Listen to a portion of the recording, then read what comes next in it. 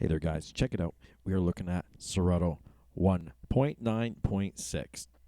It's been a while. This has been up for a little bit. I've just been behind on things and thought I would just do a quick video here and show it to you.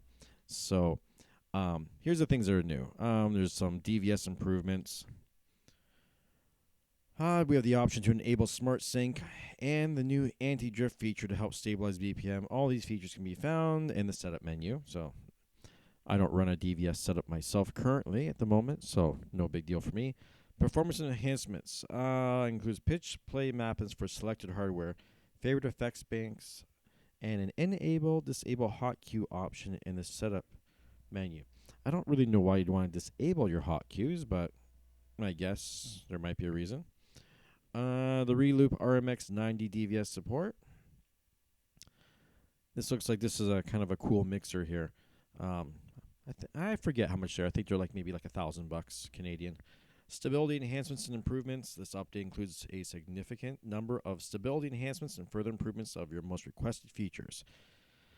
Also included a fix for drop to ABS and sticker lock sensitivity, plus smart crate key notation, improvements to loops and looping functionality, audio memory optimization, much more. Who knows? And the best part for me that all you guys are going to like, all free trials are reset. So if you want to try all that stuff out, like for me, I'll probably, try the whole club kit setup for my Pioneer 900 Nexus mixer so I can, play around with a little bit of the DVS on this thing for a bit. Still never purchased it, always meant to, but I honestly don't have a reason to need a DVS setup because I use a Pioneer DDJ SX2, and I love it. It does everything I need. So we got hardware support now for the SZ2. The club kit supports for the Pioneer Nexus 2. And the 2000 Nexus 2s as well, too, on the CDJs. So let's go check it out here. So far, everything looks exactly like you'd expect it to. We go in here. Sort cues and loops chronologically. No, I don't like that. Anyways, what do we have here? Not really seeing too much difference there. Nothing there.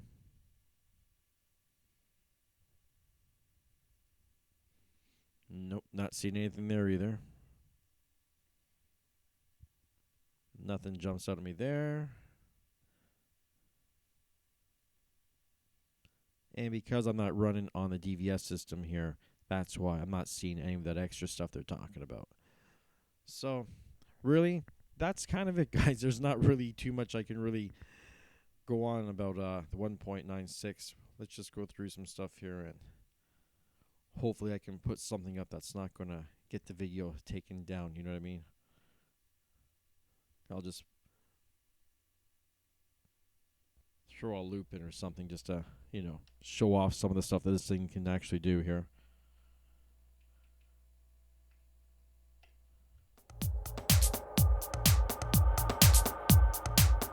We're not going to get too loud with it. But I'm going to quickly go over some of the things that maybe you don't know you can do. So for instance, right here, 2 decks, 4 decks, right? This is a good one over here, the Link. That's quantized. With Link on, if you're on the same wireless system, the same wireless network as your friend who has Tractor, or he's using Serato DJ, or he's using Ableton, or I think those are about the 3. I think Recordbox DJ does it as well too. And they have a link. They'll have a link button just like that in their software, and they just click it, and you guys just automatically locked in. The first guy to click it in, he's the master. The next guy to click it, he's a slave. So that's a great feature. Probably a lot of guys don't use it as much as they should. We can open up the record panel. You want to record something, it's very simple. You're just going to hit the record. It's recorded. Stop it. Type in the name of the recording and hit save. And then there's a folder right on the side there that says recorded. You go into effects.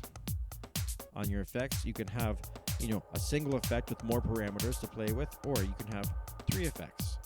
with just so. And then you can go through your effects, drop down. And of course, I don't have a whole lot of effects here.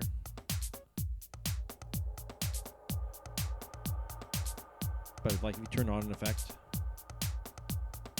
then you turn on the channel that you want the effect. You change the speed of the effect.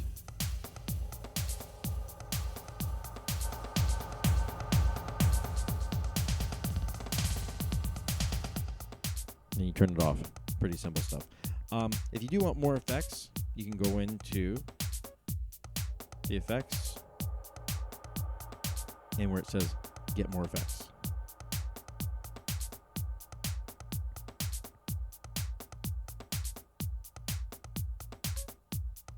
And we'll activate the Wolfpack effects.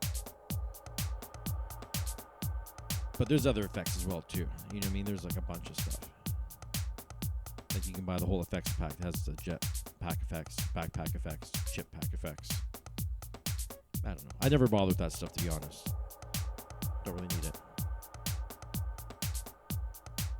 So now you can see we have a bunch of more stuff that showed up there. So when I go back in and I check, now I have things like break echoes and echo outs.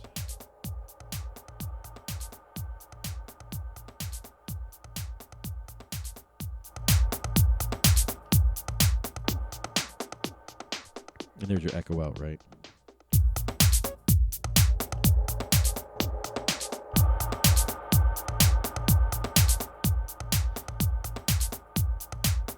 So that kind of pretty much gives you what you need for the effects. Now here's something that I haven't seen before. This effects bank. So now I can click on my effects bank A and I can save that, I suppose. Can I save that? How come?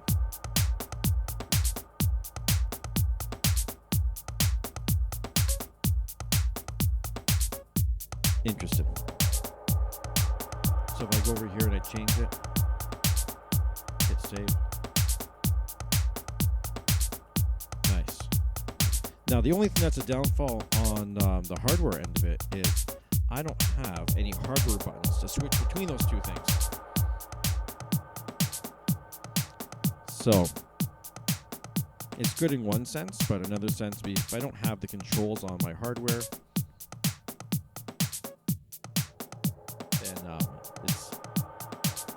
there's probably like a shortcut key for it somewhere, I bet. But I'll let you guys figure that one out yourself. Those are the effects. You look on the side here, there's, all the tracks, all the playlists. If you want to make a crate is a playlist essentially. You can go like that, make a crate, double click on it, test crate, everything's a test crate.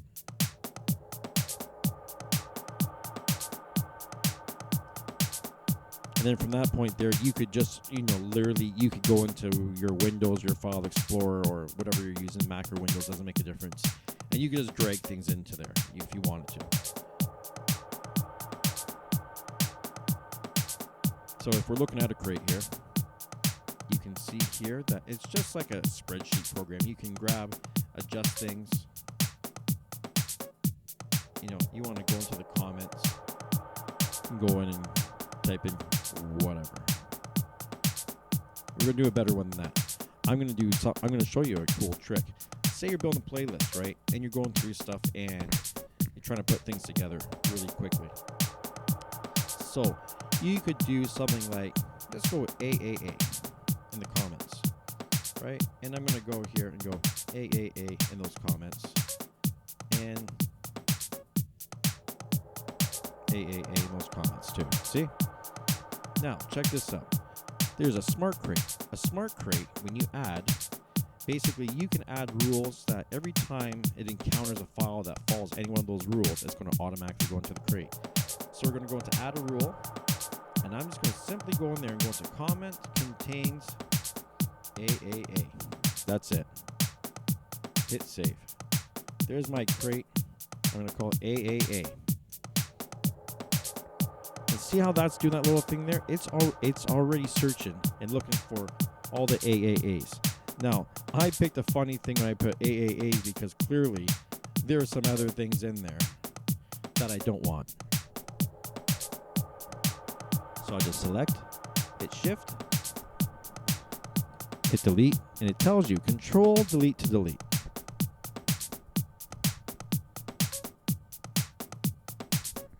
But guess what? I just learned something new. I can't delete that because it is part of the smart crate.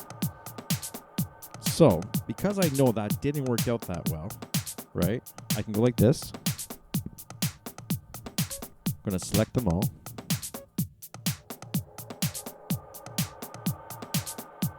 I'm going to put AA2. And it's going to say, do you want to edit all 3 tags? Yes. So on this end here, I go up here, I hit edit, and I change that to say AA2. Save.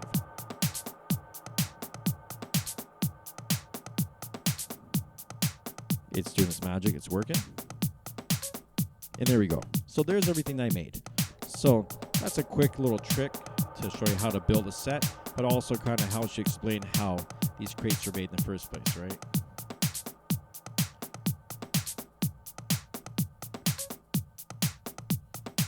And if you notice here, as I'm adjusting my EQ, you see the colors are changing because that's another option in the setup here that I like to have on. Is, where do we have it here?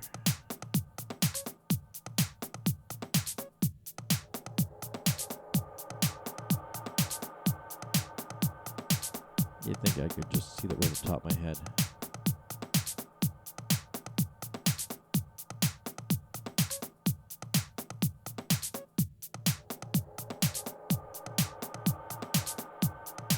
There we go. Under the display, EQ colored waveforms. You can hide the track artist if you don't want people staring at you, looking over your back, seeing what tracks you're playing. But we all got Shazam, so let's get out of there.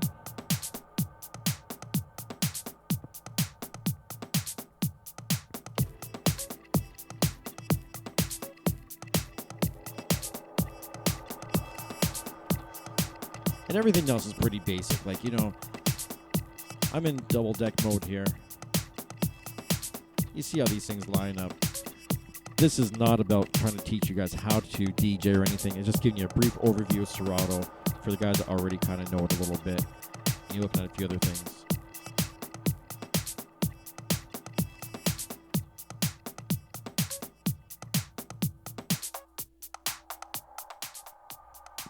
So yeah, if you want to get more in depth with things, like when you want to start talking about like the sampler and how to use that, and getting into Serato video, which I do have, I just gotta enter my code because it's in the other machine. And that's the other thing they changed, that you can't have, if you got like a code for video, it can only be used on one machine at a time. You can't like load up 2, so that's kind of a downfall. They should at least give me at least 2 licenses so I can have a backup. You know what I mean? So if my computer crashes on me at an event, I want to have my other laptop ready to roll and do video.